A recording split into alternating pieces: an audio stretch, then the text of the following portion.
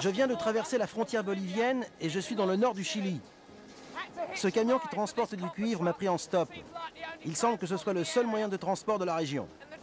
D'après le chauffeur, le pays doit son nom à un oiseau. Les premiers explorateurs du Chili seraient tombés sur cet oiseau qui faisait Chili, Chili, Chili.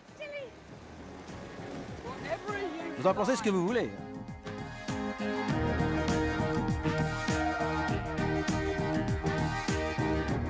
Le Chili est bordé par l'océan Pacifique à l'ouest et isolé du reste de l'Amérique du Sud par les Andes.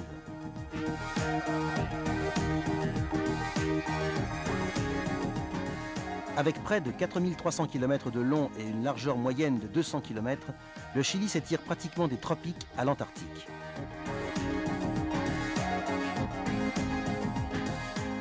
Le général Pinochet a exercé une dictature impitoyable au Chili pendant près de 20 ans. Jusqu'à la fin des années 80, les voyageurs ont longtemps évité ce pays.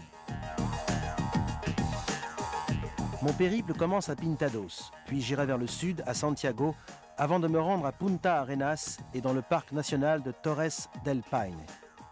Pour finir, je ferai halte sur l'île Robinson Crusoe et mon ultime étape sera l'île de Pâques.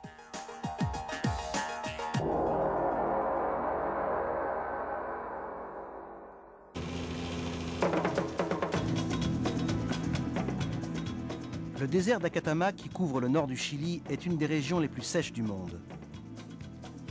On y trouve du nitrate en abondance et de riches gisements miniers, entre autres du soufre et du cuivre. Le cuivre a été la principale ressource du pays pendant plus d'un siècle.